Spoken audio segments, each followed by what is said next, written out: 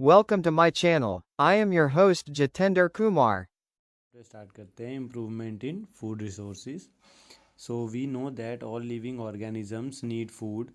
Food supplies proteins, carbohydrates, fats, vitamins and minerals, all of which we require for body development, growth and health।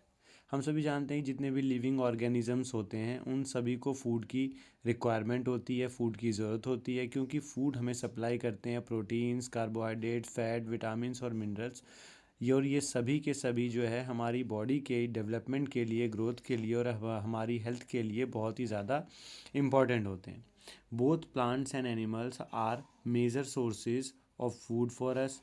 और हमारे food के लिए जो main sources हैं वो दो हैं, एक प्लांट्स हैं और एनिमल्स से हैं। We obtain most of this food from agriculture and animal husbandry. और हम इनमें से ज़्यादातर फूड जो हम लोग अपनी एवरीडे लाइफ में यूज़ करते हैं हम एग्रीकल्चर से, और दूसरा जो प्रोसेस है हमारा एनिमल हस्बेंड्री उससे ऑब्टेन करते हैं। तो इस चैप्टर में हम इन्हीं दोनों चीज़ों के बारे में पढ़ेंगे। हम न्यूज़पेपर में अक्सर पढ़ते हैं that efforts are always being made to improve production from agriculture and animal husbandry, कि हमेशा ही इम्प्रूव किया जाता है एग्रीकल्चर में, प्रोडक्शन को बढ़ाने की कोशिश की जाती है कि भाई क्रॉप्स जो है उनकी प्रोडक्शन ज़्यादा हो। साथ ही साथ एनिमल हस्बेंड्री प्रोसेस जो है इसको भी इम्प्रूव करने के लिए अलग अलग तरीके अपनाए जाते हैं। अब हमारे जहन में ये सवाल आता है कि वाई इज़ दिस नेसेसरी, आखिर इसकी ज़रूरत क्यों है। Why we can not make do with the current levels of production. अभी जो हमारा प्रोडक्शन का लेवल है हमारी कंट्री में, हम उसी से क्यों नहीं हमारा गुजारा होता। हमें क्यों इसमें इम्प्रूवमेंट की रिक्वायरमेंट होती है, क्यों हमें इसको डेवलप करने की ज़रूरत पड़ती है। तो इसका जवाब है कि इंडिया जो है वो बहुत ही पॉपुलस कंट्री है, पॉपुलेशन यहाँ की सबसे ज़्यादा है। और हमारी जो पॉपुलेशन है वो लगभग 1 बिलियन पीपल है। And it is still growing, और ये अभी भी बढ़ ही रही है as food for this growing population. और ये जो बढ़ती पॉपुलेशन है इसके लिए जो फूड है, we will soon need more than a quarter of billion tons of grain every year. हमें जो है quarter of a billion tons चाहिए होता है हर साल।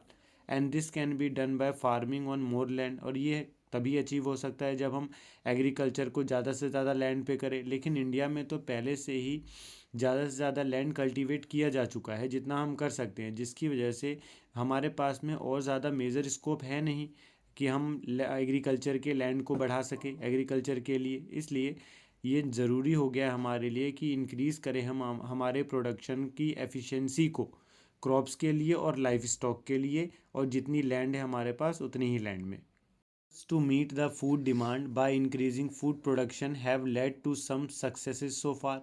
अब फूड प्रोडक्शन को बढ़ाने के लिए, फूड डिमांड को फुलफ़िल करने के लिए, और जो बढ़ती हुई पॉपुलेशन की वजह से फूड डिमांड बढ़ रही है उसके लिए जो फूड प्रोडक्शन है उसके लिए कई सारे एफ़र्ट किए गए, जिनमें से कई सारे एफ़र्ट्स में हमें सक्सेस भी मिली है। We have had the green revolution. हमारे कंट्री में ग्रीन रेवोल्यूशन का टाइम भी हमने देखा है, विच कंट्रीब्यूटेड टू इंक्रीज, जिसमें ग्रीन रेवोल्यूशन के टाइम पे हमारी जो फूड ग्रेन की प्रोडक्शन थी वो बहुत ही ज़्यादा बढ़ गई थी। And we also had the white revolution. हमारे कंट्री के अंदर वाइट रेवोल्यूशन भी आ चुका है, which has led to better and more efficient use as well as availability of milk. हमारी कंट्री में मिल्क की अवेलेबिलिटी बहुत अच्छी हो गई थी। साथ ही साथ हमने मिल्क का बहुत अच्छा इस्तेमाल भी किया था। और इसी टाइम पे जो है अमूल डेयरी जो है वो नेशनल लेवल पे डेवलप हुई थी, जो कि इंटरनेशनली अमूल ब्रांड जो है वो इंडिया का है और वो इंटरनेशनली भी चलता है। However these revolutions mean that are natural resources are getting used more intensively. अब ये रेवोल्यूशन जो आए हमारी कंट्री में फूड रिक्वायरमेंट को पूरा करने के लिए, इसमें साफ हमने नेचुरल रिसोर्सेज का बहुत ज़्यादा इस्तेमाल किया इंटेंसिवली तरीके से, जिसकी वजह से कई सारे चांसेस भी आए और डैमेजेस भी हुए हमारे नेचुरल रिसोर्सेज को टू द पॉइंट। और यहाँ तक हमने नेचुरल रिसोर्सेज को यूज़ कर लिया कि वो डिस्ट्रॉय होने पे आ गए हैं completely. Therefore it is important that we should increase food production. इसलिए हमारे लिए ज़रूरी हो गया है कि हम फूड प्रोडक्शन को बढ़ाएं बिना हमारे एनवायरनमेंट को नुकसान पहुंचाए हुए। And disturbing the balance is maintaining it, और जो भी नेचुरल साइकिल्स इन्वॉल्व हैं इनको बैलेंस करने में उन्हें हम डिस्टर्ब ना करें। इसके बिना हम अपने फूड प्रोडक्शन को बढ़ाएं और उस रास्ते पे हम चले, और इस रास्ते को हम सस्टेनेबल प्रैक्टिसेस कहते हैं या सस्टेनेबल डेवलपमेंट की चीज़ की प्रोसेसेस का नाम दिया जाता है। और ये सस्टेनेबल प्रैक्टिसेस ही हमें अपनाने चाहिए एग्रीकल्चर में और एनिमल हस्बेंड्री में। And also supply increasing grain production for storage in warehouses cannot solve the problem of malnutrition and hunger। सिर्फ इतना ही नहीं कि अगर हम जो हमारी ग्रेन प्रोडक्शन है वो इंक्रीज़ हो जाए और उसको हम स्टोर करके वेयर हाउसेज़ में रख ले, सिर्फ इतना करने से हमारी माल न्यूट्रिशन की और हंगर यानी कि भुखमरी जो है हमारे देश में, वो प्रॉब्लम सॉल्व नहीं होगी। People should have money to purchase food, लोगों के पास पैसे भी होने चाहिए फूड खरीदने के लिए। And food security depends on both availability of food and access to it. Food security का मतलब जो है फूड अवेलेबल भी होना चाहिए और सबकी पहुंच में भी होना चाहिए ताकि सब उसका इस्तेमाल कर सके। The majority of our population depends on agriculture for their livelihood. अब जो मेजोरिटी है हमारे पॉपुलेशन की वो डिपेंड करती है एग्रीकल्चर के ऊपर अपने लाइवलीहुड के लिए। And increasing the incomes of people working in agriculture, और जो हमें उन पे ध्यान देना होगा, जो भी लोग एग्रीकल्चर प्रैक्टिसेस करते हैं उन सभी की इनकम हमें बढ़ानी होगी, क्योंकि ये ज़रूरी है ताकि वो अपनी हंगर यानी कि भुखमरी की जो समस्या है उससे लड़ सके। And scientific management practices should be undertaken, और ऐसा करने के लिए उन्हें वैज्ञानिक तौर तरीके जो हैं वो अपनाने होंगे ताकि वो हाई यील्डिंग हो सके उनके खेतों में, फार्म्स में, फॉर सस्टेन्ड लाइवलीहुड, ताकि लाइवलीहुड जो है वो सस्टेनेबल रह सके। And one should undertake mixed farming. अब इसके लिए एग्रीकल्चर में मिक्स फार्मिंग प्रैक्टिसेस को अपना सकते हैं, इंटरक्रॉपिंग पैटर्न को यूज़ कर सकते हैं, इंटीग्रेटेड फार्मिंग प्रैक्टिसेस कर सकते हैं। ये साइंटिफिक तरीके हैं जिनसे प्रोडक्शन को बढ़ाया जा सकता है लिमिटेड जो हमारे पास लैंड रिसोर्सेज है उसमें। For example combine agriculture with livestock, poultry, fisheries, beekeeping. वो एग्रीकल्चर के साथ साथ में लाइव स्टॉक भी कर सकते हैं, उनको रेयर कर सकते हैं, पोल्ट्री कर सकते हैं, फिशरीज़ कर सकते हैं, बी कीपिंग प्रोसेसेस को अपना सकते हैं, और इससे फार्मर्स जो होते हैं, किसान, उनकी जो इनकम होती है वो बढ़ जाती है। And the question thus becomes, अब क्वेश्चन यहाँ पे ये आता है सवाल, how do we increase the yields of crops and livestock, कि हम किस तरीके से इन प्रोसेसेस को अपना करके और यील्ड्स को बढ़ा सकते हैं क्रॉप्स की, और साथ ही साथ लाइव स्टॉक को भी हम बढ़ा सकते हैं। से अपनी क्रॉप यील्ड में इम्प्रूवमेंट कर सकते हैं उसके बारे में हम पढ़ेंगे। Cereals such as wheat, rice, maize, millets and sorghum provide us carbohydrate.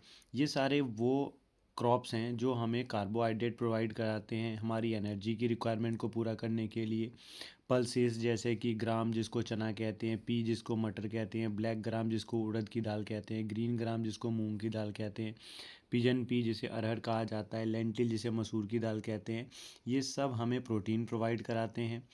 और जो ऑयल सीड्स होते हैं यानी कि वो क्रॉप के सीड्स जिनसे हमें ऑयल मिलता है, उनमें soybean, groundnut, sesame, castor, mustard, linseed, sunflower आते हैं, और इनसे हमें, इनके ऑयल से हमें फ़ैट मिलता है जो हमारे शरीर के लिए, बॉडी की डेवलपमेंट के लिए ज़रूरी होते हैं। वेजिटेबल्स में वेजिटेबल्स, स्पाइसेस और फ्रूट्स जो होते हैं ये हमें कई सारे विटामिन्स और मिनरल्स को प्रोवाइड कराते हैं। साथ ही साथ में स्मॉल अमाउंट में इनसे प्रोटीन, कार्बोहाइड्रेट और फैट्स भी मिल जाते हैं। और इन फूड्स के साथ साथ में, क्रॉप्स के साथ साथ में, फूड क्रॉप्स के साथ फूडर क्रॉप्स भी होते हैं जैसे कि बरसीम, ओट्स, सुदान ग्रास, जो कि लाइव स्टॉक जिनको हम पालते हैं, बड़ा करते हैं, उनके लिए ये फूड का काम करते हैं। तो इनको भी खेती के साथ में ही किया जाता है, खेतों में ही उगाया जाता है बड़े पैमाने पर, ताकि जो रेयरिंग कैटल्स है या लाइव स्टॉक है उनके लिए फूड की रिक्वायरमेंट को, उनकी फूड रिक्वायरमेंट को पूरा किया जा सके। अब अलग अलग जो क्रॉप्स होते हैं, different crops required different climatic condition. अलग अलग क्रॉप्स को अलग अलग तरह का क्लाइमेटिक कंडीशन चाहिए ग्रो होने के लिए, अलग टेम्परेचर चाहिए, उनके फोटो पीरियड्स जो होते हैं उनकी ग्रोथ के लिए, जो उनकी लाइफ साइकिल को कंप्लीट करने के लिए ज़रूरी होता है, वो अलग अलग चाहिए होता है। फोटो पीरियड्स का मतलब होता है कि कितनी देर तक सनलाइट चाहिए, कितने अमाउंट में सनलाइट चाहिए किसी प्लांट को ग्रो होने के लिए। यहाँ पे लिखा भी हुआ है, photo periods are related to the duration of sunlight, sunlight की duration.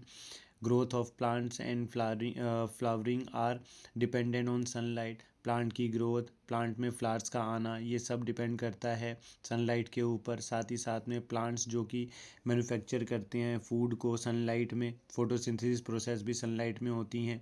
And there are some crops, कुछ ऐसे भी क्रॉप्स होते हैं जो कि रेनी सीजन में ग्रो किए जाते हैं, और इन क्रॉप्स को नाम दिया जाता है खारिफ क्रॉप्स या खारिफ सीजन क्रॉप्स, जो कि मंथ ऑफ जून से अक्टूबर तक होते हैं। एंड और कुछ क्रॉप्स जो होते हैं ये ग्रो किए जाते हैं विंटर सीजन में, जिनको रावी सीजन का कहा जाता है या रावी क्रॉप्स कहते हैं। ये नवंबर टू अप्रैल होता है। पैडी, सोयाबीन, पिजन, पी, मेज, कॉटन, ग्रीन ग्राम और ब्लैक ग्राम ये खरीफ क्रॉप्स के एग्जांपल हैं, जबकि वीट, ग्राम, पीज, मस्टर्ड, लिनसीड ये रावी क्रॉप्स के एग्जांपल होते हैं। आगे हम स्टार्ट करते हैं crop variety improvement. This approach depends on finding a crop variety that can give a good yield, and varieties or strains of crops can be selected by breeding for various useful characteristics such as disease resistance, response to fertilizers, product quality and height। अब यहाँ पे कह रहे हैं crop variety improvement का main goal ये होता है कि हम ज़्यादा अच्छी इल्ड देने वाले क्रॉप की वैरायटीज़ को क्या करें, फाइंड आउट करें। और वैरायटीज़ जो होती हैं क्रॉप्स की, उनको सेलेक्ट किया जाता है ब्रीडिंग प्रोसेस का इस्तेमाल करके। हम ब्रीडिंग प्रोसेस के लिए उन यूज़फुल कैरेक्टरिस्टिक्स को लेते हैं, जैसे वो प्लांट डिजीज़ रेसिस्टेंस होना चाहिए, फर्टिलाइज़र्स के लिए रिस्पॉन्स देना चाहिए, प्रोडक्ट क्वालिटी अच्छी होनी चाहिए, और यील्डिंग भी उसकी क्या होनी चाहिए, हाई होनी चाहिए। तो एक तरीका जो है इसका, one way of incorporating desirable characters into crop variety is by hybridization. इन सभी क्रॉप की वैरायटीज़ को जो जो हमें चाहिए, इन सबको एक साथ लाने के लिए एक प्रोसेस का इस्तेमाल होता है, और इस प्रोसेस को हम हाइब्रिडाइजेशन प्रोसेस कहते हैं। हाइब्रिडाइजेशन जो है रेफ़र करता है to crossing between genetically. So hybridization जो है इसका मतलब होता है, इस प्रोसेस के अंदर हम दो ऐसे जेनेटिकली डिसिमिलर प्लांट्स को लेते हैं और उनकी आपस में क्रॉसिंग करवाते हैं। और ये जो क्रॉसिंग होती है, ये तीन तरीके की क्रॉसिंग हो सकती है। एक तो हो सकती है इंटर वेराइटल, यानी अलग अलग वेराइटीज़ के प्लांट्स के बीच में। दूसरी इंटर स्पेसिफिक होती है, अलग अलग दो डिफरेंट स्पीसीज़ के बीच में, और या फिर और उसका जो है स्पीसीज़ का जीनस सेम हो। और तीसरा होता है इंटर जेनेरिक। इंटर जेनेरिक का मतलब होता है डिफरेंट जेनरा के प्लांट्स के बीच में क्रॉसिंग करवाना। और एक अनदर वे है इम्प्रूविंग क्रॉप वैरायटी को इम्प्रूव करने का, वो है इस बाय इंट्रोड्यूसिंग अ जीन, एक जीन को इंट्रोड्यूस करना that would provide the desired characteristics. उस जीन के अंदर में जो कैरेक्टरिस्टिक्स पौधे के अंदर हम चाहते हैं, जो गुण चाहते हैं, वो उस जीन को हम दूसरे प्लांट में क्या कर दें, इंट्रोड्यूस कर दें। एंड दिस रिजल्ट इन, और इसको कहा जाता है, इस तरीके के जो क्रॉप्स प्लांट डेवलप किए जाते हैं, इनको कहा जाता है genetically modified crops. For new varieties of crops की नई वेराइटीज़ के लिए, कि क्रॉप की जो नई वेराइटी इंट्रोड्यूस की गई है वो उसको पूरी के पूरा जो वर्ल्ड है वो उसको एक्सेप्ट करे, इसके लिए ज़रूरी है that the variety produces high. एक तो वेराइटी जो है वो प्रोडक्शन क्या करे, हाई करे, जो नई वेराइटी आई है, और under different conditions that are found in different area.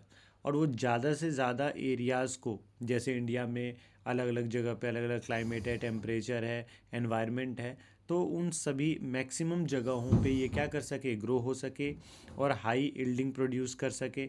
ऐसा प्लांट होना चाहिए, ऐसी प्लांट की वैरायटी होनी चाहिए। Farmers would need to be provided with good quality seeds of a particular variety. फार्मर्स को ऐसी पर्टिकुलर वैरायटी के अच्छे सीडों को, गुड क्वालिटी सीड्स को प्रोवाइड कराया जाता है। That is the seed should all, जो सीड्स होते हैं वो सारे के सारे जो है सेम वेराइटी के होने चाहिए, be of the same variety, and germinate under the same condition. और सेम कंडीशन में सभी के सभी बीज जो है जर्मिनेट होने चाहिए। तो कुछ कल्टीवेशन प्रैक्टिसेस हैं, and crop yield are related to, जो कि किससे रिलेटेड हैं, वेदर से, सॉइल क्वालिटी से, and availability of water, water की अवेलेबिलिटी पे भी डिपेंड करता है। Since weather conditions such as drought and flood situations are unpredictable, अब एग्रीकल्चर में कुछ सिचुएशन जो होती हैं, जैसे कि वेदर कंडीशन होती है, सूखा पड़ जाता है या फिर बाढ़ जैसी सिचुएशन हो जाती है, तो ये अनप्रिडिक्टेबल होती है। पहले से इनके बारे में किसी को नहीं पता होता, ना ही कोई प्रिडिक्ट कर सकता है। तो varieties that can be grown in diverse climatic conditions are useful. तो इसलिए इस तरीके की क्रॉप वैरायटी को डेवलप करवाया जाता है जो अलग अलग क्लाइमेटिक कंडीशंस में क्या हो, यूज़फुल हो और ग्रो हो जाए। इसी तरीके से variety tolerate to high soil salinity have been developed.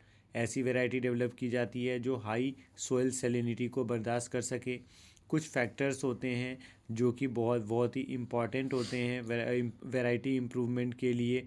वो ये हैं, यानी कि वो कैरेक्टरिस्टिक्स जिनको इम्प्रूव किया जाता है और तब जा कर के हम कहते हैं कि भाई जो क्रॉप है हमारी उसकी वैरायटी क्या हो गई है, इम्प्रूव हो गई है। तो उसमें आपका आता है सबसे पहली कैरेक्टरिस्टिक्स जो है वो ये देखा जाता है उसकी यील्डिंग, कि भाई जो प्लांट है उसको हम ग्रो करवाएंगे तो उससे प्रोडक्शन कितना होगा, यानी फर्स्ट प्रायोरिटी दी जाती है हायर यील्ड को। और to increase the productivity of the crop पर एकड़, ये इसलिए किया जाता है ताकि पर एकड़ जो क्रॉप की प्रोडक्टिविटी है वो बढ़ के मिले हमें। दूसरा होता है आपका इम्प्रूव क्वालिटी, कि जो पहले क्वालिटी थी ग्रेन्स की, उससे अब जो ग्रेन्स आएंगे उनकी क्वालिटी बेहतर होनी चाहिए। Quality consideration of crop products vary from crop to crop. अब जो क्रॉप क्वालिटी कंसीडरेशन होता है क्रॉप प्रोडक्ट का वो अलग अलग का अलग होता है। यानी कि जैसे बेकिंग क्वालिटी जो है वो बहुत ही इंपॉर्टेंट मानी जाती है वीट में। प्रोटीन क्वालिटी जो है वो पल्सेस में देखी जाती है। ऑयल क्वालिटी ऑयल सीड्स में देखी जाती है। और फ्रूट्स और वेजिटेबल्स को कितने लंबे समय तक प्रिजर्व किया जा सकता है, इस क्वालिटी को फ्रूट्स और वेजिटेबल्स में देखा जाता है। बायोटिक एंड एबायोटिक रेसिस्टेंस, अब जैसे crops production can go down due to biotic, यानी कि बायोटिक फैक्टर्स में जैसे कि डिजीजेज, इंसेक्ट्स और निमेटोड्स, इन्हें बायोटिक कहा जाता है। इन्हें बायोटिक रेसिस्टेंस के लिए कहा जाता है, यानी कि जो प्लांट डिजीज़ से, इंसेक्ट से और निमेटोड से अपने आप को बचा पाते हैं वो बायोटिक रेसिस्टेंस हो गए। और जो एबायोटिक रेसिस्टेंट होते हैं प्लांट, जैसे कि सूखे से अपने आप को बचा ले, सैलिनिटी से, वाटर लॉगिंग से, हीट से, कोल्ड से और फ्रॉस्ट से, तो उसको एबायोटिक रेसिस्टेंस कहा जाता है कि इसके अंदर एबायोटिक रेसिस्टेंस का गुण है। And stresses under different situations, और अलग अलग सिचुएशंस में जो भी स्ट्रेस वाली कंडीशंस आती हैं उन सब को ये कोप अप कर जाए। And varieties resistant to these stresses can improve crop production. और अगर हम जो हमने क्रॉप की वैरायटी इम्प्रूव की है उसमें अगर बायोटिक और एबायोटिक रेसिस्टेंस पाया जाएगा तो इससे क्या होगा, जो क्रॉप प्रोडक्शन होगी वो इम्प्रूव हो जाएगी automatically. And change in maturity duration, fourth property जो देखी जाती है वो उसका मैच्योरिटी ड्यूरेशन है, यानी कि लाइफ साइकिल क्रॉप की। And the shorter the duration of the crop from sowing to harvesting the more economical is the variety. जिस वेराइटी के क्रॉप की जो मैच्योरिटी ड्यूरेशन होती है वो बहुत ही कम होती है, यानी कि कम समय में ही बो करके और उनको हार्वेस्ट कर दिया जाए, तो ऐसी जो प्लांट वैरायटी होती है वो इकोनॉमिकल तौर पे बहुत ही अच्छी वैरायटी होती है और इसको इकोनॉमिकल कहा जाता है। And such short duration allows farmer to grow multiple rounds of crops in a year. अब अगर प्लांट वैरायटी की जो लाइफ साइकिल है वो शॉर्ट हो जाएगी तो इससे एक किसान जो है अपनी एक ही ज़मीन से साल में जो है वो कई बार खेती कर पाएगा और अलग अलग चीज़ों को ग्रो करवा पाएगा। And short duration also reduces the cost of crop production, crop production की कोस्ट भी शॉर्ट ड्यूरेशन से घट जाती है।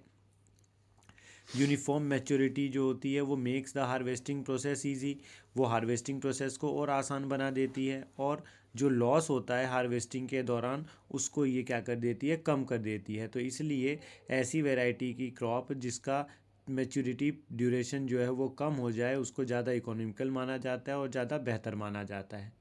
पांचवी कैरेक्टरिस्टिक जिसके ऊपर काम किया जाता है क्रॉप प्रोडक्शन को बढ़ाने के लिए वो है उसकी वाइडर एडेप्टिबिलिटी। वाइडर एडेप्टिबिलिटी का मतलब है कि इंडिया में अलग अलग जगह पे अलग अलग क्लाइमेटिक कंडीशंस होते हैं, तो वो ज़्यादा से ज़्यादा जगहों पे वो प्लांट जो है वो अच्छे तरीके से ग्रो कर पाए, यानी प्लांट की वैरायटी, क्रॉप की वैरायटी अच्छे से ग्रो हो पाए, तो इसको ही वाइडर एडेप्टिबिलिटी कहा जाता है। And developing varieties for wider adaptability will help in stabilizing the crop production under different environmental conditions. और जो डेवलपिंग वैरायटी होती है वाइडर एडेप्टिबिलिटी की, वो हेल्प करती है स्टेबलाइज करने में क्रॉप प्रोडक्शन को अंडर डिफरेंट एनवायरमेंटल कंडीशंस में। एक वैरायटी जो होती है उसको ग्रो किया जा सकता है फिर डिफरेंट क्लाइमेटिक कंडीशंस में भी, अलग अलग एरिया में एक ही वैरायटी को हम ग्रो करवा पाएंगे अगर उसकी एडेप्टिबिलिटी वाइडर होगी तो। और फिर जो लास्ट कैरेक्टरिस्टिक जो देखी जाती है वो है desirable agronomic characteristics. Tallness and profuse branching are desirable characteristics for fodder crop.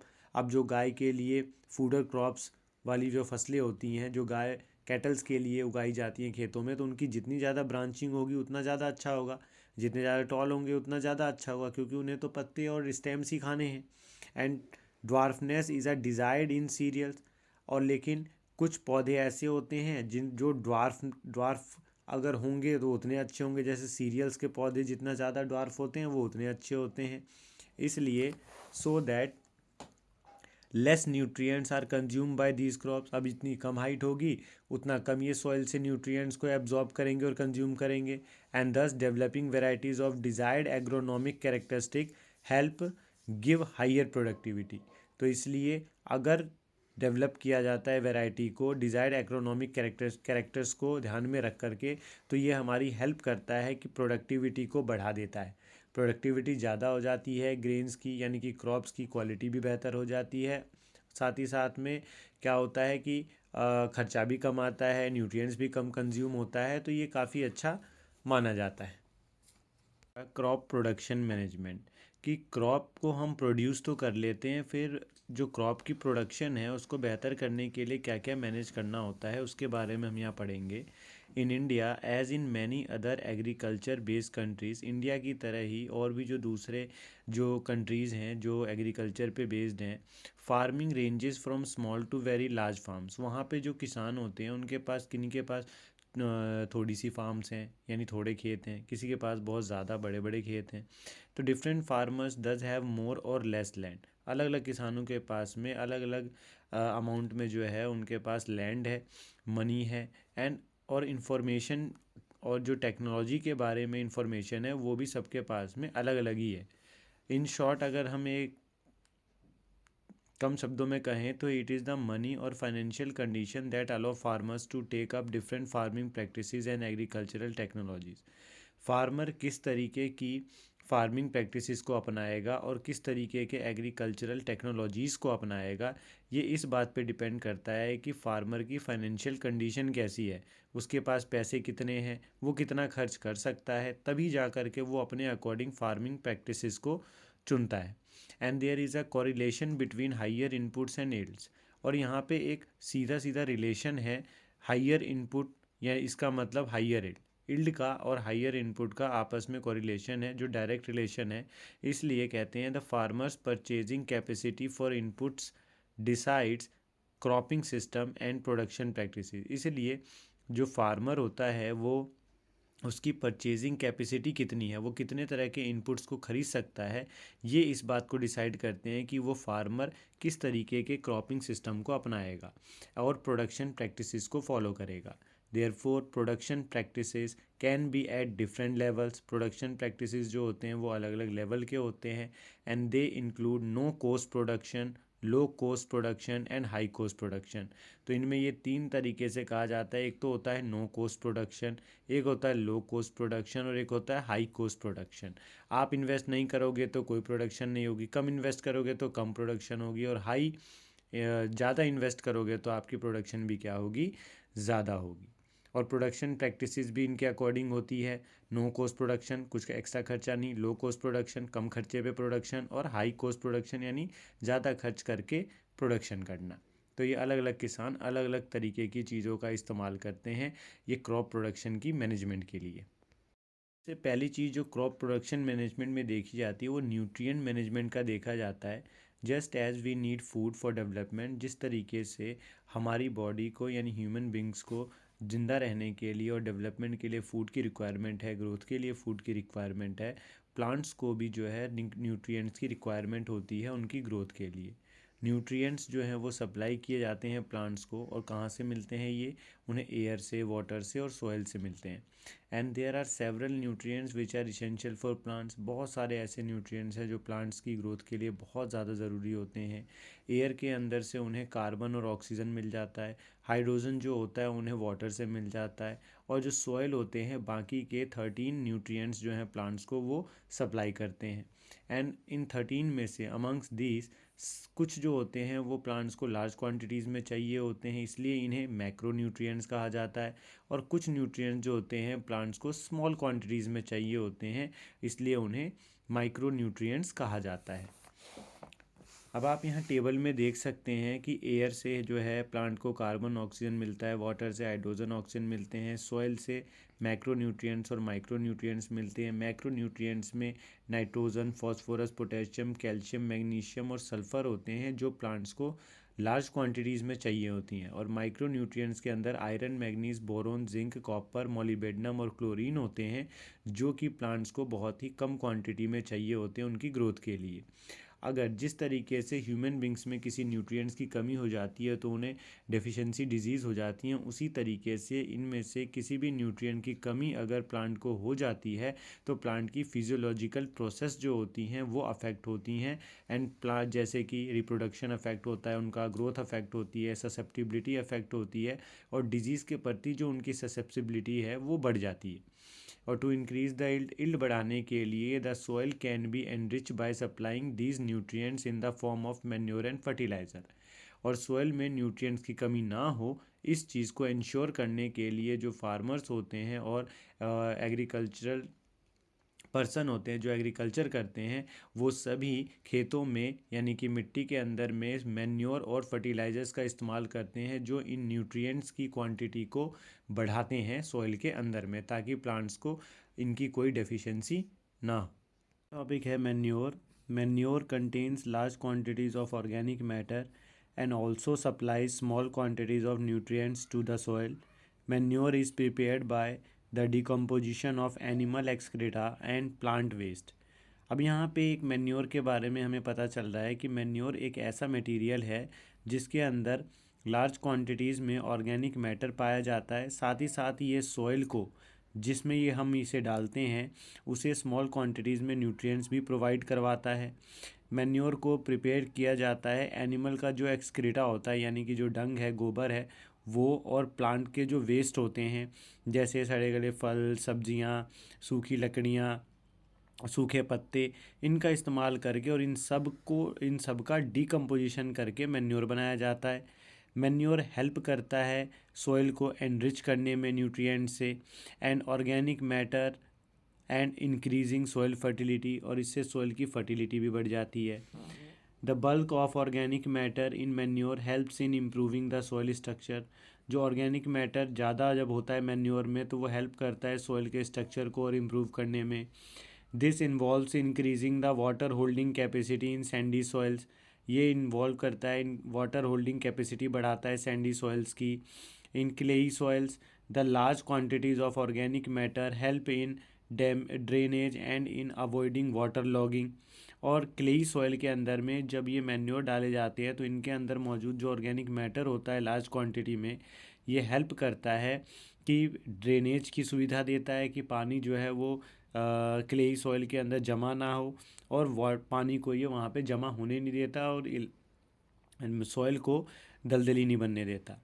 In using manure we use biological waste. जब मैन्योर का हम इस्तेमाल करते हैं या उसको हम जब बनाते हैं तो हम बायोलॉजिकल वेस्ट का इस्तेमाल करते हैं जो कि which is advantageous in protecting our environment, जो कि हमारे एनवायरनमेंट को प्रोटेक्ट करने में हेल्प करते हैं from excessive use of fertilizers, ताकि एक्सेसिव यूज़ ऑफ फर्टिलाइज़र का जो सबसे ज़्यादा इस्तेमाल हो रहा है इसको कम किया जा सके। और हम बायोलॉजिकल वेस्ट मटेरियल का इस्तेमाल करते हैं, इससे वेस्ट जो होता है फार्म का उसे रिसाइकल भी किया जाता है और पॉसिबल हो पाता है रिसाइकल करना। और based on the kind of biological material use, और हम किस तरीके का बायोलॉजिकल मटेरियल इस्तेमाल करते हैं मैन्योर बनाने के लिए, उसके आधार पे दो तरह का कंपोस्ट होता है। एक होता है हमारा वर्मी कंपोस्ट और एक होता है ग्रीन मैन्योर। अभी इसी के बारे में हम डिस्कस करेंगे। यहाँ पे हम दो तरीके के मैन्योर के बारे में पढ़ेंगे। एक है हमारा कंपोस्ट और वर्मी कंपोस्ट। तो जो प्रोसेस होता है जिसमें फार्म यानी कि खेतों के जो वेस्ट मटेरियल होते हैं, जैसे कि जो कैटल्स होते हैं, एनिमल्स होते हैं, उनके एक्सक्रीटा को, जैसे काऊ डंग को, इनको लिया जाता है। वेजिटेबल के वेस्ट, एनिमल जो रिफ्यूज़ करते हैं वो, और साथ ही साथ domestic waste, sewage waste, straw eradicated weeds and इन सब को एक साथ लेकर के एक गड्ढे में डाल दिया जाता है और उसे डिकम्पोज किया जाता है नेचुरल प्रोसेस के ज़रिए, और इसी को हम क्या कहते हैं, कंपोस्टिंग। और जो हमारा वर्मी कंपोस्ट होता है उसमें भी कंपोस्टिंग की जाती है, बस उसमें क्या किया जाता है, जो अर्थ वॉर्म होता है उसका इस्तेमाल होता है उस कंपोस्ट को प्रिपेयर करने के लिए। तो जो हमारा जिसमें हम अर्थ वॉर्म का इस्तेमाल करते हैं कंपोस्ट बनाने के लिए, उसे वर्मी कंपोस्ट कहते हैं। और जिसमें हम अर्थ वॉर्म का इस्तेमाल नहीं करते, नेचुरल प्रोसेस से ही हम गड्ढे में बायोलॉजिकल वेस्ट को डाल करके और डिकम्पोजिशन प्रोसेस से मटेरियल बनाते हैं, उसे कंपोस्ट कहा जाता है। फिर दूसरा जो होता है हमारा वो है ग्रीन मैन्योर। ग्रीन मैन्योर क्या होते हैं? Prior to the sowing of the crop seed, जब खेतों में क्रॉप सीड्स को सो किया जाता है, मिट्टी के अंदर डाला जाता है, तो कुछ प्लांट्स जैसे कि सन हेम्प और ग्वार जो होते हैं ये ग्रो हो जाते हैं। एंड और ये जब ग्रो हो जाते हैं तो इनको ग्रो करने के बाद इनको क्या किया जाता है, प्लगिंग प्रोसेस के दौरान इन पौधों को खेतों प्लगिंग के साथ में ही साथ ही साथ जो है इनको भी क्या कर दिया जाता है, सॉइल में मिक्स करवा दिया जाता है। एंड दीज ग्रीन प्लांट्स दस टर्न इनटू ग्रीन मैन्योर, और ये ग्रीन प्लांट्स फिर ग्रीन मैन्योर में कन्वर्ट हो जाते हैं। And which helps in enriching the soil in nitrogen and phosphorus, और ये क्या काम करते हैं, सोइल को एनरिच करते हैं, नाइट्रोजन और फॉस्फोरस की मात्रा को सोइल में बढ़ा देते हैं, ये इनका काम होता है। यहाँ पे हम फर्टिलाइज़र्स की बात करते हैं। फर्टिलाइज़र्स जो होते हैं ये कमर्शियली प्रोड्यूस किए जाने वाले फर्टि सब्सटेंस हैं और ये प्लांट को न्यूट्रिएंट्स प्रोवाइड कराते हैं। फर्टिलाइज़र्स जो होते हैं ये नाइट्रोजन, फास्फोरस, पोटेशियम जैसे जो न्यूट्रिएंट्स, मिनरल्स होते हैं, इनको सॉइल के लिए प्रोवाइड कराते हैं, प्लांट के लिए प्रोवाइड कराते हैं। And they are use to ensure good vegetative growth, और ये इसलिए डाला जाता है, इनका इस्तेमाल इसलिए होता है ताकि प्लांट की जो ग्रोथ है लीव्स की, ब्रांच की और फ्लावर्स की, वो काफ़ी अच्छी हो सके। And giving rise to healthy plants, और हेल्दी प्लांट्स रह सके। फर्टिलाइज़र्स जो है ये एक फैक्टर है, कारण है higher yield of high cost farming में। कि हाई कॉस्ट फार्मिंग मतलब ज़्यादा पैसे खर्च होते हैं, महंगे फर्टिलाइज़र का इस्तेमाल होता है, तो जो इल्डिंग होती है फार्म की वो भी काफ़ी बेहतर हो जाती है। फर्टिलाइज़र्स जो होते हैं should be applied carefully in terms of proper dose. Fertilizers जो होते हैं ये अप्लाई किए जाते हैं केयरफुली, प्रॉपर डोज में दिए जाते हैं। अगर जितनी की रिक्वायरमेंट है उससे ज़्यादा अगर दे दी तो भी प्रॉब्लम होगी, और अगर कम रह गया तो भी प्रॉब्लम होगी। बिल्कुल दवाई के जैसे डोज दिए जाते हैं इंसानों को ठीक होने के लिए, वैसे ही इन फर्टिलाइज़र्स की डोजेज़ जो है वो बताई जाती है, और इनका एक टाइम होता है। And observing pre and post application precautions for their complete utilization. Fertilizer का बहुत अच्छे से इस्तेमाल करने के लिए इनको इस्तेमाल करने से पहले और इस्तेमाल करने के बाद में किन किन चीज़ों का ध्यान रखना है, इनके बारे में भी बताया जाता है ताकि इनका कम्प्लीटली अच्छे तरीके से इस्तेमाल हो सके। जैसे एग्जांपल के तौर पे कभी कभी sometimes fertilizers get washed away. Fertilizers जो होते हैं वो धुल जाते हैं एक्सेसिव इरिगेशन की वजह से, इसलिए, और वो फुल्ली एब्जॉर्ब नहीं हो पाते प्लांट्स के through. And this excess fertilizer then lead to water pollution, और यही एक्सेस अमाउंट ऑफ फर्टिलाइज़र जब पानी में मिक्स हो जाता है तो ये वाटर पॉल्यूशन कॉज करते हैं। And also as we have seen in the previous chapter, continuous use of fertilizer, अगर लगातार कंटिन्यूस फर्टिलाइज़र का इस्तेमाल किया जाता है कंटिन्यूसली किसी एरिया में, तो उस वहाँ की सॉइल की जो फर्टिलिटी होती है वो डिस्ट्रॉय हो जाती है, बिकॉज जो ऑर्गेनिक मैटर होते हैं सॉइल में वो रिप्लेनिश नहीं हो पाते, और माइक्रो ऑर्गेनिज्म जो होते हैं सॉइल के उनको भी नुकसान पहुंचता है फर्टिलाइज़र्स को यूज़ करने की वजह से। तो इसलिए शॉर्ट टर्म बेनिफिट्स होते हैं फर्टिलाइज़र को यूज़ करने के, एंड लॉन्ग टर्म बेनिफिट्स जो होते हैं ऑफ यूजिंग मैन्योर का अगर इस्तेमाल करते हैं तो उसके लॉन्ग टर्म बेनिफिट होते हैं, और इससे सॉइल की फर्टिलिटी भी मेंटेन रहती है। इसलिए कहा जाता है कि हाई इल्ड चाहिए क्रॉप प्रोडक्शन की, तो आपको उसके लिए लॉन्ग टर्म में चाहिए तो मैन्योर का इस्तेमाल, और शॉर्ट टर्म में चाहिए तो फर्टिलाइज़र्स का इस्तेमाल होना चाहिए। ऑर्गेनिक फार्मिंग जो है ये एक फार्मिंग सिस्टम है जिसमें बहुत ही कम या ना के बराबर केमिकल्स का और फर्टिलाइजर्स का इस्तेमाल होता है, ना ही इसमें हर्बिसाइड्स का, पेस्टिसाइड्स का किसी का इस्तेमाल नहीं होता। एंड और साथ ही साथ में ऑर्गेनिक मैन्योर्स का इनपुट यहाँ पे हाई होता है, और रिसाइकल्ड फार्म वेस्ट जो होते हैं उनसे कंपोस्ट बनाया जाता है, मैन्योर बनाया जाता है और उनका इस्तेमाल किया जाता है। और जब इन बायो एजेंट्स का इस्तेमाल किया जाता है तो इस तरीके की जो फार्मिंग सिस्टम होती है या कल्चर होता है ब्लू ग्रीन एल्गी का, in preparation of bio fertilizers बनाया जाता है ब्लू ग्रीन एल्गी का इस्तेमाल करके। नीम के पत्तों का और हल्दी का इस्तेमाल किया जाता है स्टोरेज कंटेनर्स में बायो पेस्टिसाइड्स के रूप में। And with healthy cropping system mixed cropping, अब हेल्दी क्रॉपिंग सिस्टम में मिक्स्ड क्रॉपिंग, इंटर क्रॉपिंग और क्रॉप रोटेशन भी जो है यहाँ पे आप नीचे डिस्कस किए जाएंगे। These cropping system are beneficial in insect pest and weed control besides providing nutrients.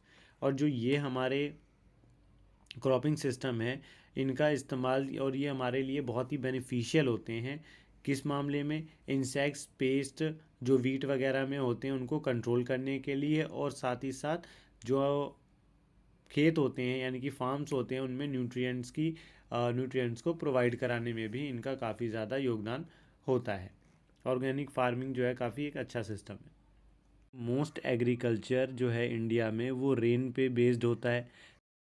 That is जो सक्सेस होती है क्रॉप की ज़्यादातर एरियाज़ में वो डिपेंड करती है टाइमली मानसून के ऊपर में। अगर मानसून आया तो फसल अच्छी, मानसून नहीं आया टाइम पे तो फसल अच्छी नहीं होती। एंड सफिशिएंट रेनफॉल, मानसून आने के साथ साथ बारिश भी अच्छी होनी चाहिए, तब जा कर के ज़्यादातर ग्रोइंग सीजन में बारिश के ऊपर करते हैं इंडिया के अंदर में ज़्यादातर एग्रीकल्चर वाले एरिया। एंड इसलिए पुअर मानसून कॉज होती है या बहुत ही बेकार मानसून होता है तो उससे क्रॉप फेल कर जाता है। Ensuring that the crops get water at the right stages, साथ में ये भी इंश्योर होना चाहिए कि भाई जब बारिश हो रही है तो वो सही समय पे होनी चाहिए, ताकि राइट स्टेज में जो है क्रॉप को पानी मिल सके उनके ग्रोइंग सीजन में। And can increase the expected yields of any crop, therefore many measures are use to bring more and more agricultural land under irrigation. इसलिए भाई ज़्यादातर बहुत सारे मेजर्स जो है वो यूज़ किए जाते हैं, ज़्यादा से ज़्यादा एग्रीकल्चरल लैंड को हम अपने इरिगेशन में ला सकें। Has a variety of water resources, India के पास में वाटर रिसोर्सेज बहुत सारे हैं और हाईली वेरिड क्लाइमेट भी है। ऐसे कंडीशंस में under such conditions several different kinds of irrigation several different kinds of irrigation systems are adopted. तो भाई इंडिया के अंदर में अलग अलग क्लाइमेटिक कंडीशंस हैं, साथ ही साथ अलग अलग वाटर रिसोर्सेज हैं, तो उसके अकॉर्डिंग अलग अलग इरिगेशन सिस्टम भी अडॉप्ट किए जाते हैं, सप्लाई किया जाता है वाटर को एग्रीकल्चर लैंड तक। ये डिपेंड करता है कि कौन से वाटर रिसोर्सेज अवेलेबल हैं उस लैंड के लिए। एंड इनमें आते हैं these includes wells, canals, rivers and tanks. ये सब पुराने तरीके इरिगेशन के। जैसे वेल्स हैं, there are two types of wells, दो तरीके के वेल्स होते हैं, एक तो डग वेल्स होते हैं, दूसरे ट्यूब वेल्स होते हैं। डग वेल में वाटर को कलेक्ट किया जाता है फ्रॉम वाटर बियरिंग स्टार्टा से, यानी कि खोद करके एक बड़ा सा कुआं बनाया जाता है और उसी कुएं में से पानी को ले करके उसके इस्तेमाल से इरिगेशन होता है। ट्यूब वेल्स जो होते हैं ये can tap water from the deeper स्टार्टा।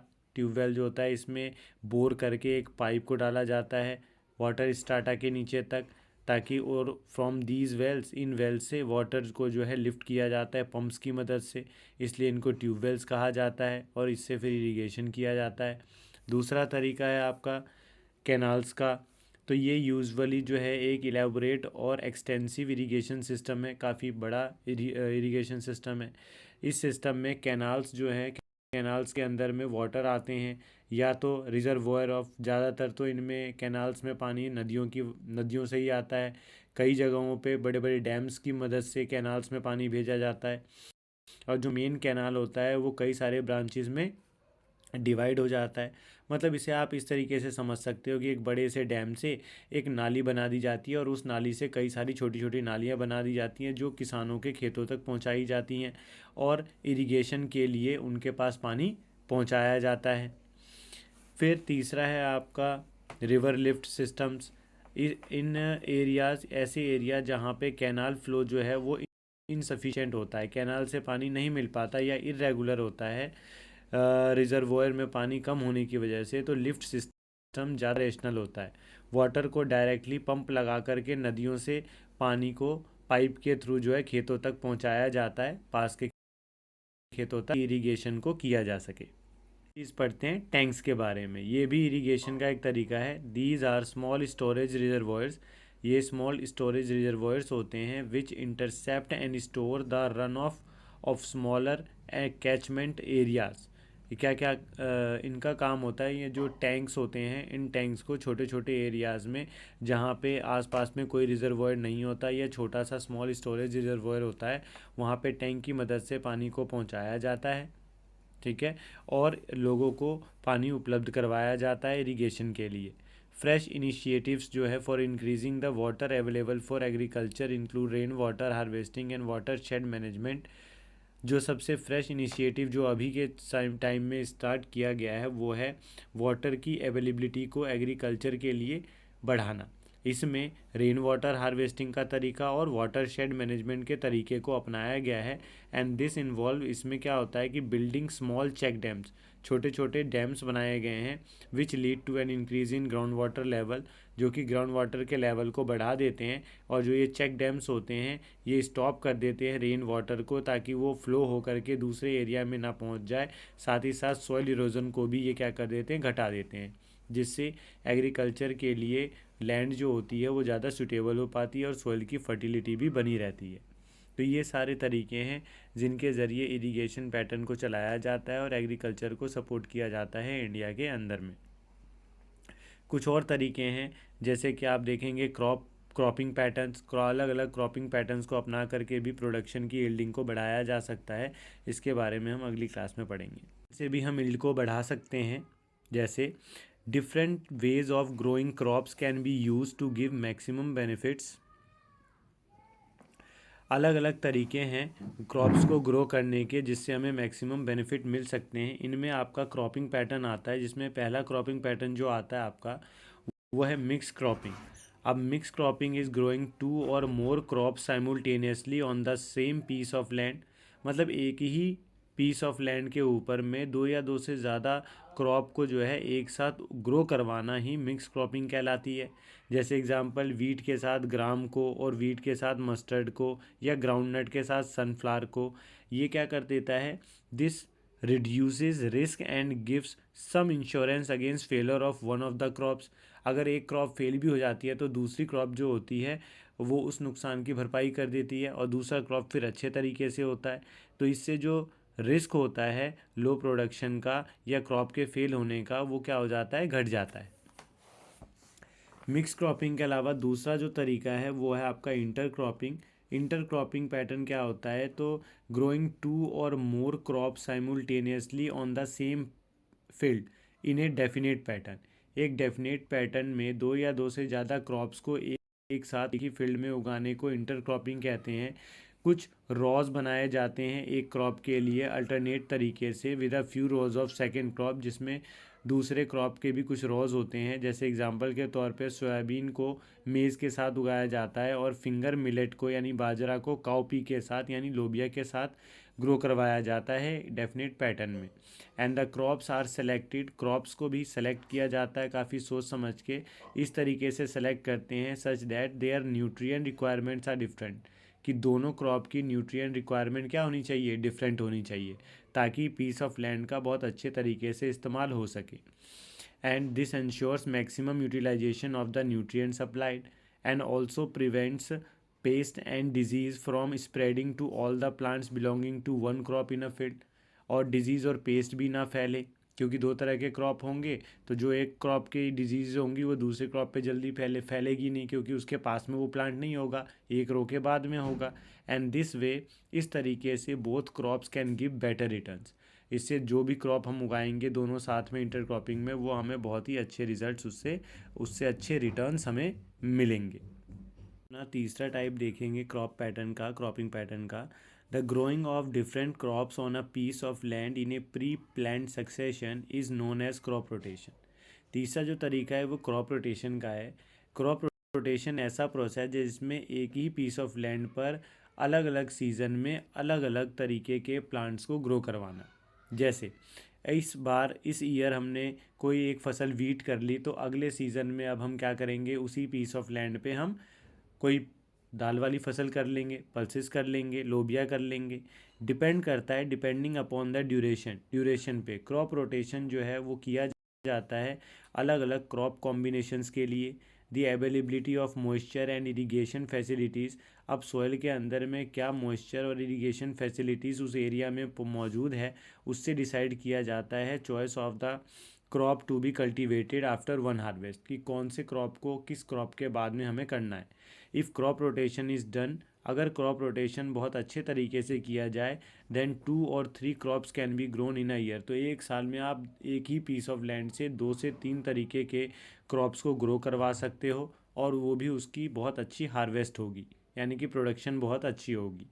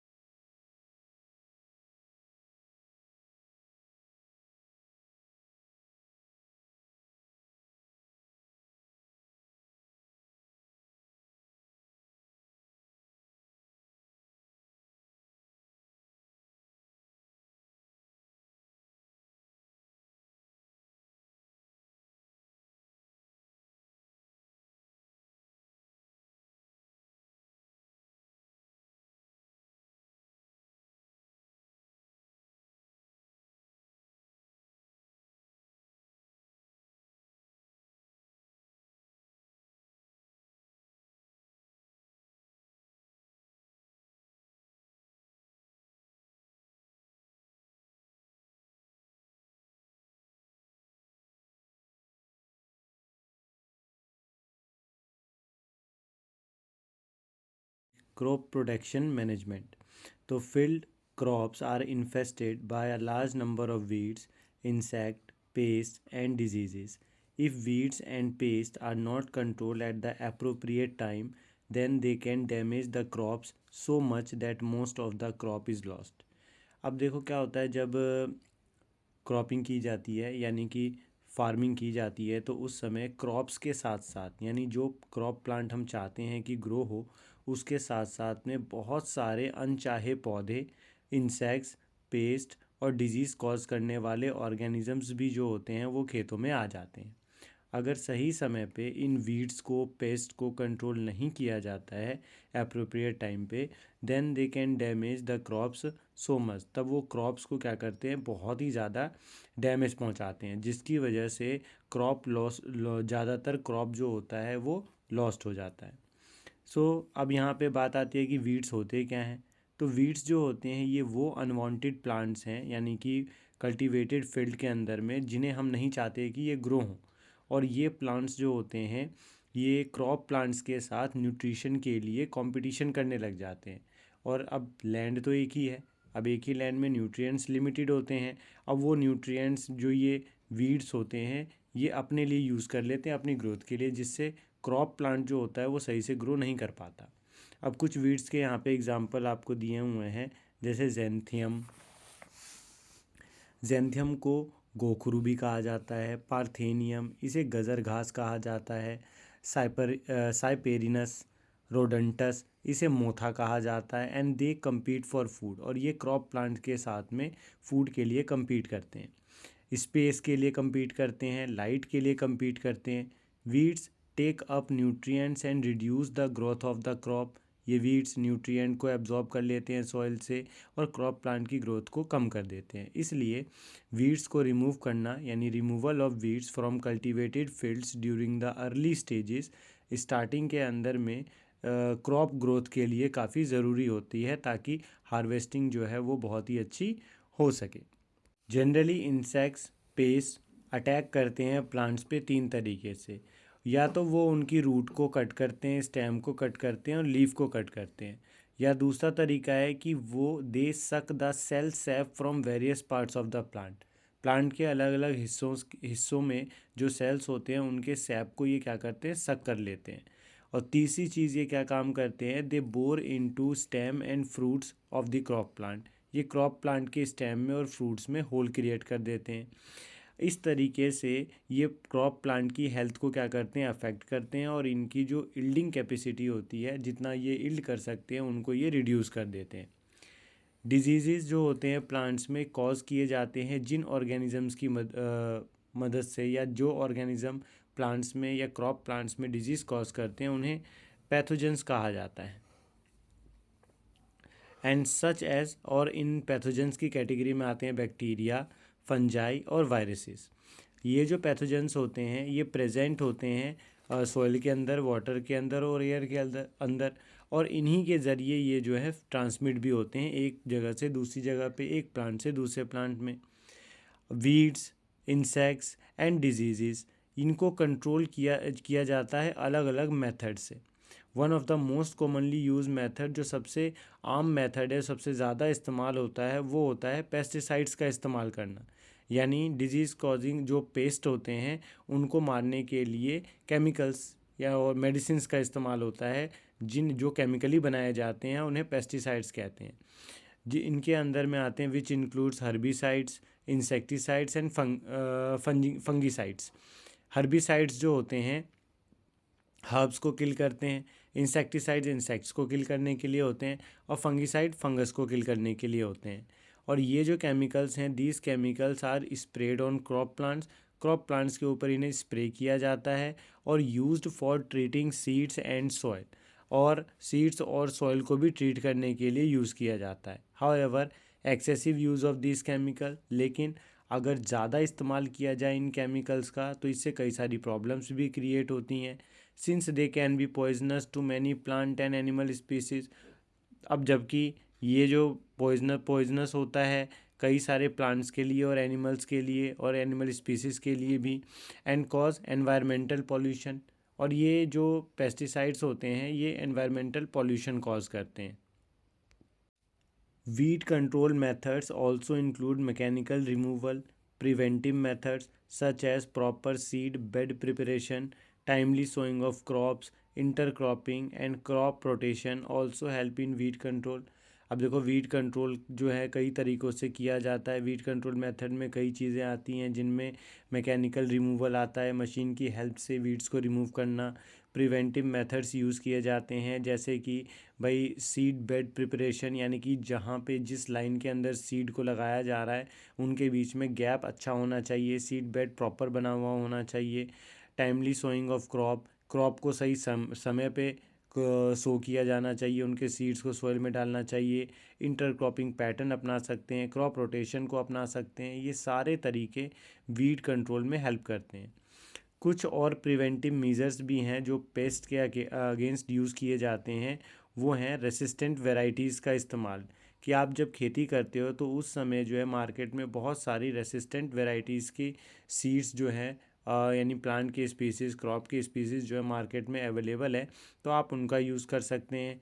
And summer plugging, आप समर प्लगिंग मेथड को यूज़ कर सकते हैं, जिसमें फील्ड्स जो होते हैं इनको बहुत ही ज़्यादा गर्मी के समय में डीपली प्लग किया जाता है, यानी काफ़ी गहराई से मिट्टी को जो है टटोला जाता है, ताकि ये जो मिट्टी के अंदर में मौजूद वीड्स हैं और पेस्ट हैं उनको क्या किया जा सके, किल किया जा सके। तो इस तरीके से आप क्रॉप प्रोटेक्शन मैनेजमेंट को कर सकते हैं। क्रॉप प्रोटेक्शन मैनेजमेंट में ये सारी चीज़ें आती हैं कि वीड से आपको छुटकारा मिलना चाहिए, पेस्ट से, इंसेक्ट से छुटकारा मिलना चाहिए, डिजीज़ कॉजिंग ऑर्गेनिज्म से छुटकारा मिलना चाहिए, साथ ही साथ में इनकी ट्रांसमिशन जो है उस पर भी आपको कंट्रोल करना चाहिए। तो ये सारी चीज़ें जो हैं क्रॉप प्रोटेक्शन मैनेजमेंट के अंदर आती हैं, इस कैटेगरी के अंदर ये सारी एक्टिविटीज़ आती हैं। हमारा नेक्स्ट टॉपिक जो है वो है स्टोरेज ऑफ ग्रेन्स। तो storage losses in agricultural produce can be very high. जो स्टोरेज लूज़ होते हैं एग्रीकल्चरल प्रोड्यूस में, यानी कि जैसे मान लो खेती करने के बाद में जो ग्रेन्स हैं उनको कहीं पे स्टोर करके रखा गया, तो उसमें भी बहुत ज़्यादा लॉस होता है। ठीक है। एंड और जो फैक्टर रिस्पॉन्सिबल होते हैं ऐसे लॉसेस के लिए, उन फैक्टर्स में आते हैं कुछ बायोटिक फैक्टर्स होते हैं, कुछ एबायोटिक फैक्टर्स होते हैं। तो बायोटिक फैक्टर्स होते हैं जैसे इंसेक्ट्स की वजह से ख़राब होता है, रोडेंट्स की वजह से ख़राब होता है, फंजाई की वजह से, माइट्स की वजह से और बैक्टीरिया की वजह से। ये सब बायोटिक फैक्टर हो गए, क्योंकि ये नेचुरली अकरिंग ऑर्गेनिजम्स हैं, पैथोजेंस हैं, जो कि ग्रेन्स को क्या करते हैं, स्पॉइल कर देते हैं। और दूसरे एबायोटिक फैक्टर्स होते हैं जैसे कि इनएप्रोप्रिएट मॉइस्चर का होना और इनएप्रोप्रिएट टेम्परेचर का होना उस जगह पे जहाँ पे स्टोरेज करके रखा गया है ग्रेन्स को। And these factors cause degradation in quality. इस फैक्टर से क्या होता है, जो ग्रेन्स होती है उसकी क्वालिटी घट जाती है, लॉस होता है उसके वेट में, पुअर जर्मिनेबिलिटी रहती है, यानी कि वो सही से जर्मिनेट नहीं करते, इस गुण को खो देते हैं, डिसकलरेशन हो जाता है प्रोड्यूस का। और ये सभी के सभी जो poor, all leading to poor marketability, जिसकी वजह से मार्केट में जो एबिलिटी होती है ग्रेन्स की, वो घट जाती है। And these factors can be controlled by proper treatment and by systematic management of warehouses. और इन फैक्टर्स को तभी कंट्रोल किया जा सकता है किस जब जिस जगह पे ग्रेन्स को रखा गया है उस जगह की प्रॉपर ट्रीटमेंट हो और सिस्टमेटिक मैनेजमेंट जो है वेयर हाउसेस का होना चाहिए। इन सब बातों का, छोटी छोटी बातों का ध्यान रखना चाहिए। प्रिवेंटिव और कंट्रोल मेजर्स जो होते हैं, जो यूज़ किए जाते हैं before grains are store, grains को स्टोर करने से पहले फ्यूचर यूज़ के लिए, they include strict cleaning of the produce before storage. Store करने से पहले ग्रेन्स की अच्छे से सफाई होती है, फिर उसको अच्छे से सुखाया जाता है, ड्राई किया जाता है प्रोड्यूस फर्स्ट को सनलाइट में, और उसके बाद उसे शेड में सुखाया जाता है, मतलब छाया में, सन धूप से अलग। And fumigation using chemicals that can kill paste, और फ्यूमिगेशन प्रोसेस से गुजारा जाता है जिससे उसके अंदर जो मौजूद पेस्ट हैं उनको किल किया जा सके केमिकली। इस तरीके से स्टोरेज ऑफ ग्रेन्स को स्टोर किया जाता है फ्यूचर यूज़ के लिए। और गवर्नमेंट ये काम करती है अपने ग्रोइंग पॉपुलेशन को फीड कराने के लिए, और इस स्टोरेज ऑफ ग्रेन्स को बफर स्टॉक भी कहा जाता है, जो फ्यूचर यूज़ के लिए कंट्री स्टोर करके रखती है अपने सिटीजन्स के लिए। एनिमल हस्बेंड्री के बारे में हम पढ़ते हैं। Animal husbandry is the scientific management of animal life stock, यानी जानवरों को पालना पोसना, इस प्रोसेस को एनिमल हस्बेंड्री कहते हैं, और उनसे फिर प्रोडक्ट हासिल करना। लेकिन अगर हम इन सब चीज़ों को साइंटिफिक तरीके से करते हैं, साइंटिफिक मैनेजमेंट को ध्यान में रखते हुए करते हैं, तब ये प्रोसेस हमारी एनिमल हस्बेंड्री कहलाती है।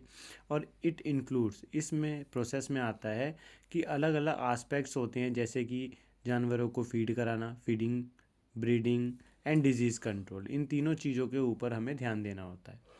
Animal based farming includes cattle, goat, sheep, poultry and fish farming, यानी कि एनिमल बेस्ड फार्मिंग जो है उसके अंदर में आता है कैटल फार्मिंग, जिसमें गॉट, शीप आते हैं, और पोल्ट्री फार्मिंग आती है, फिश फार्मिंग आती है। जैसे जैसे पॉपुलेशन बढ़ रहा है, लिविंग स्टैंडर्ड भी लोगों का बढ़ता जा रहा है, और जो डिमांड है मिल्क की, एग की, मीट की, ये भी बड़ी तेज़ी से बढ़ रही है। Then also the growing awareness of the need for human treatment of livestock has brought in new limitations in livestock farming. इसी तरीके से लाइफ स्टॉक फार्मिंग के अंदर भी जो ह्यूमन ट्रीटमेंट है लाइफ स्टॉक की, उसके तरीके भी बढ़ते जा रहे हैं। And thus livestock production also needs to be improved. इसलिए लाइफ स्टॉक जो होता है, यानी कि एनिमल का जो स्टॉक है, एनिमल की जो रियरिंग है, उसको भी इम्प्रूव करने की जो है ज़रूरत हो गई है। फार्मिंग जो है या एनिमल हस्बेंड्री का हमारा एक टाइप है। इनमें कैटल्स की रेयरिंग की जाती है। Cattle husbandry is done for to purposes. जो कैटल फार्मिंग है या कैटल हस्बेंड्री, ये दो चीज़ों के लिए की जाती है, मिल्क के लिए और draught labour for agricultural work, जैसे कि tilling, irrigation and carting. Indian cattle belong करते हैं, इसमें दो डिफरेंट स्पीसीज आती है, एक बॉस इंडिकस जिसको काउज होती हैं, और दूसरे आते हैं बॉस बुबेलिस जिसे बफेलोज कहते हैं। मिल्क प्रोड्यूसिंग फीमेल्स जो होती हैं, इनको मिल्च एनिमल्स कहा जाता है, इनको डेयरी एनिमल्स भी कहते हैं। जबकि while the ones used for farm labour, और वो जानवर जिनका इस्तेमाल फार्म लेबर के लिए किया जाता है, उन्हें ड्रॉट एनिमल्स कहते हैं। मिल्क प्रोडक्शन डिपेंड करता है to some extent on the duration of the lactation period, कि मिल्क जो है कोई कैटल जो है फीमेल कैटल वो कब तक देगी, ये डिपेंड करता है उसके लैक्टेशन पीरियड पे। अब मीनिंग लैक्टेशन पीरियड क्या होता है, तो बेबी काल्फ के जन्म के बाद से लेकर के दूसरी प्रेगनेंसी तक जब तक मिल्क देती रहती है वो फीमेल कैटल, तो इस पीरियड को लैक्टेशन पीरियड कहा जाता है।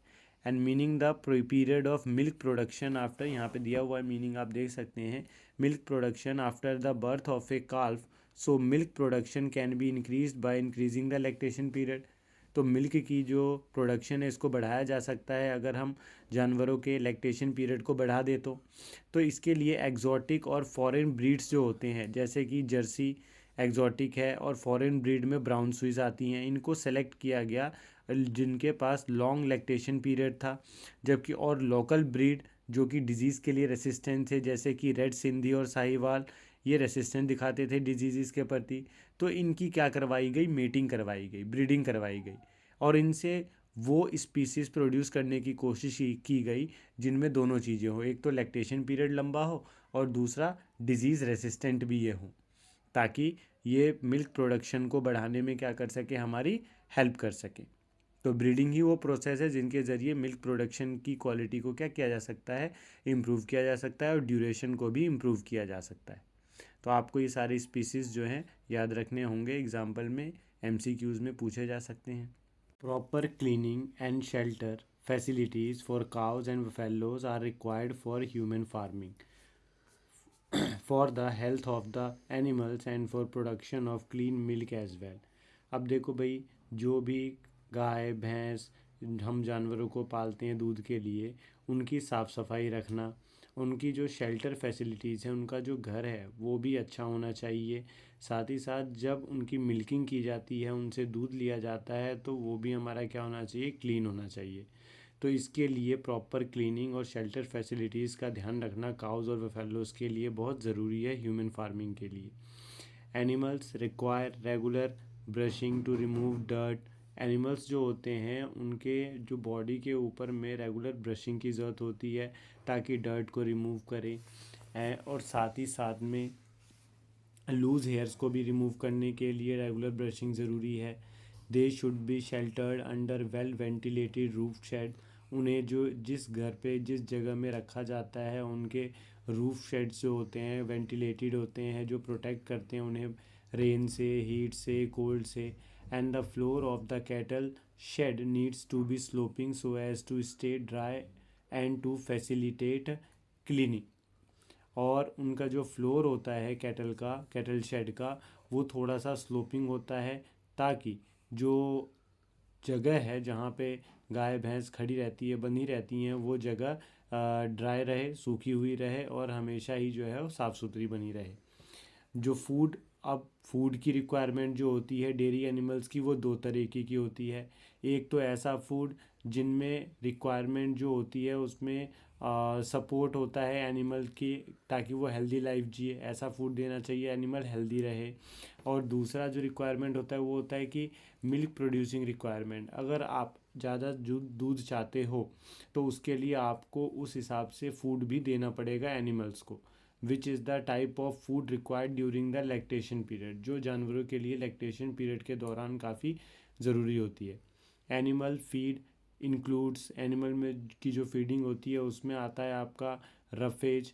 रफेज होना चाहिए फूड में, जिसमें बहुत फाइबर हो, साथ ही साथ कंसनट्रेट्स भी होने चाहिए जो कि फाइबर में लो होने चाहिए, और and contain relatively high levels of proteins and other nutrients, और उनमें हाई लेवल ऑफ प्रोटीन मौजूद होना चाहिए और दूसरे न्यूट्रिएंट्स भी मौजूद होने चाहिए। Cattle need balanced ratio containing all nutrients इन प्रोपोर्शनेट अमाउंट्स। जो कैटल्स होते हैं उन्हें जो है हर एक न्यूट्रिएंट जो है वो बैलेंस्ड रेशियो में चाहिए होता है।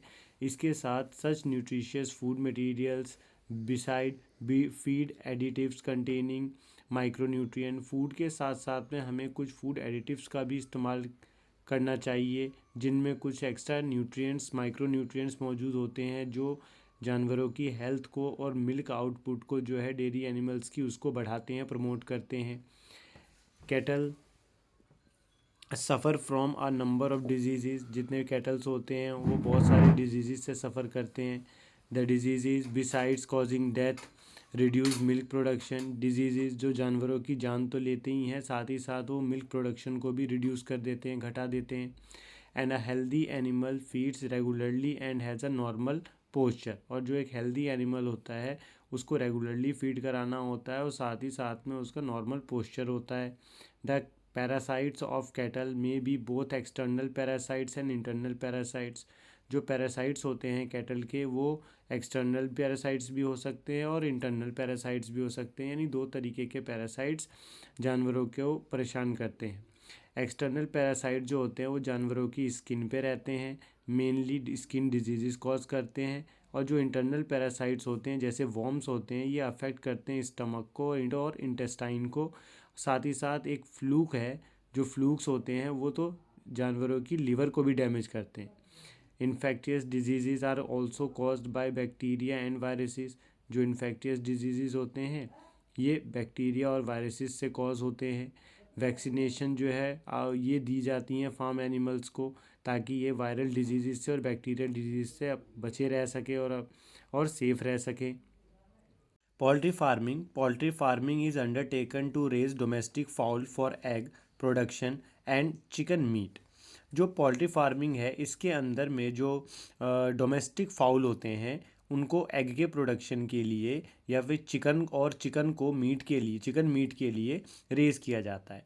एंड देयरफॉर इम्प्रूव्ड, इसलिए इम्प्रूव किया जाता है पोल्ट्री ब्रीड्स को, are developed and farmed to produce layers of for eggs and broilers for meat. और जो जिस फाउल को अंडे की प्रोडक्शन के लिए रखा जाता है उसे लेयर्स कहा जाता है, और जिनको मीट की प्रोडक्शन के लिए रेस किया जाता है उन्हें ब्रॉयलर्स कहा जाता है।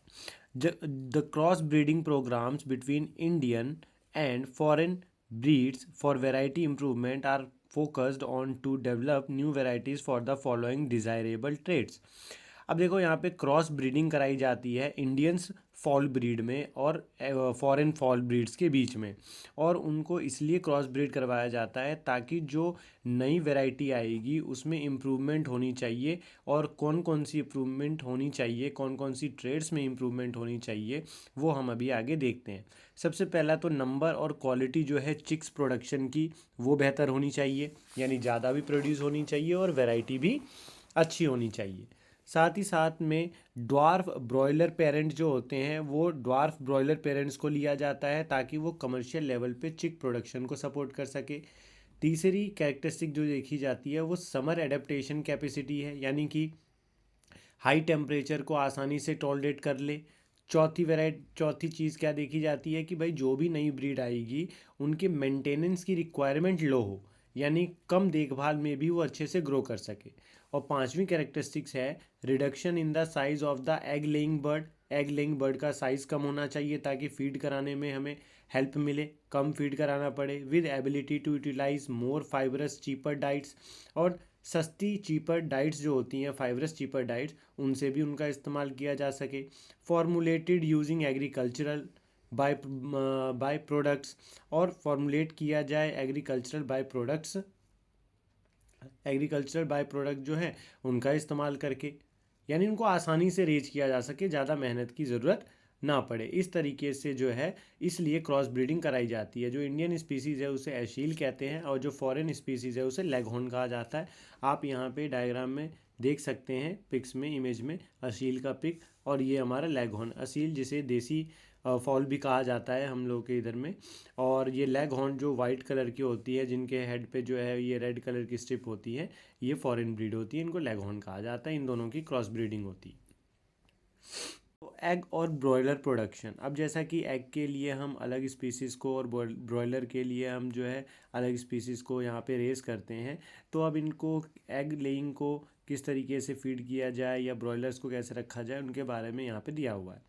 ब्रॉयलर चिकन्स जो होते हैं, इनको विटामिन रिच सप्लीमेंट्री फूड दिया जाता है फीड कराने के लिए, ताकि इनकी ग्रोथ रेट अच्छी रहे और ये इनकी बेटर फीड एफिशिएंसी हो।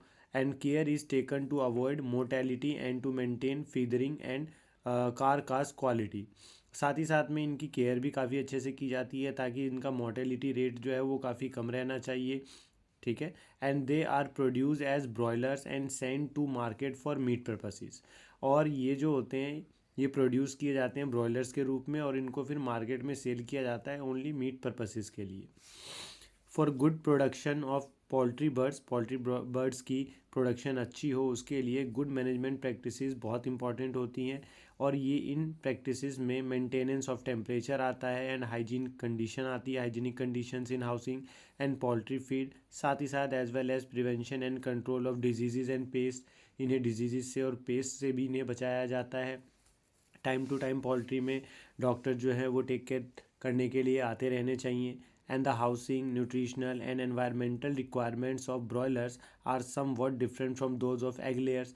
ब्रॉयलर्स की जो रिक्वायरमेंट्स होती हैं वो एग लेयर्स की रिक्वायरमेंट से थोड़ी डिफरेंट होती है। द जो राशन होता है, यानी कि food requirement, daily food requirement broilers के लिए, वो प्रोटीन रिच फूड होता है जिसमें एडिक्वेट अमाउंट में फ़ैट हो। And the level of vitamin A और विटामिन के का जो लेवल है उनके फूड के अंदर में, वो हाई रहनी चाहिए पोल्ट्री फीड्स में।